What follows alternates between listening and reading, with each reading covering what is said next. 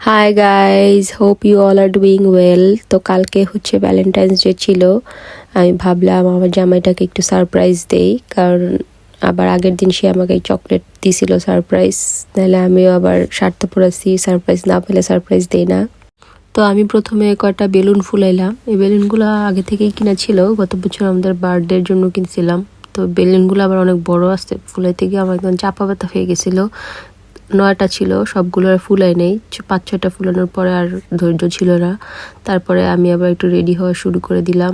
এই ফুটেজটা আকিবের জন্য অ্যাড করছি। ওর অনেক সমস্যা, আমি মেকআপ ভিডিও দেই কেন ব্লগের মধ্যে, তো ওরে চাতানোর জন্য আবার একটু মেকআপ ভিডিও দিয়ে দিলাম। হাই আকিব।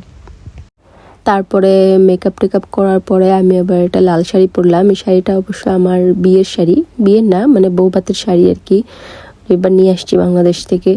তারপর ওইটা পরা সাজুগুজু করে রেডি টেডি হয়ে গনাগাটি পরে এবার হচ্ছে বেলুন তো ফুলাইছিলাম, এখন ঘরে সাজাইতে হবে। তো কস্টিপ দিয়ে আঠা লাগা বেলুন সাজাইলাম। তারপরে হচ্ছে এই যে কেকটা আমি আবার গিয়ে নিয়ে আসছিলাম, রেডি হওয়ার আগে গিয়ে নিয়ে আসছি, অবশ্যই রেডি হয়ে বাইরে যাবো না এভাবে। পরে কেকটা নিয়ে আসছি। তারপরে এই সাজানো গোছানো হওয়ার পরে বসেছিলাম, আমার স্বামীর জন্য ওয়েট করছিলাম।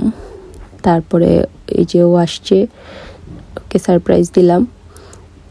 ও আবার ফুল নিয়ে আসছে, আমি অবশ্য জানতাম ফুল নিয়ে আসবে ভ্যালেন্টাইন ডেতে, না নিয়ে আসলে তোর বাসায় ঢুকতে দিতাম না, ও জানে।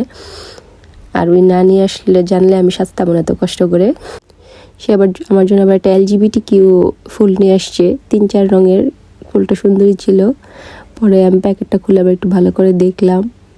তারপরে আমরা দুজন আবার একটু কেক টেক কাটলাম, ছবি টবি তুললাম, ভিডিও করলাম।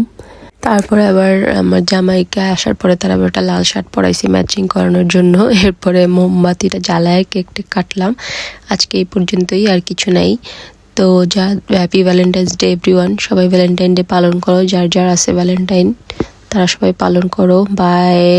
তোমরা যারা পড়ালেখা করো, যারা চাকরি করো, সংসার করো, সব করো। ওকে, বাই।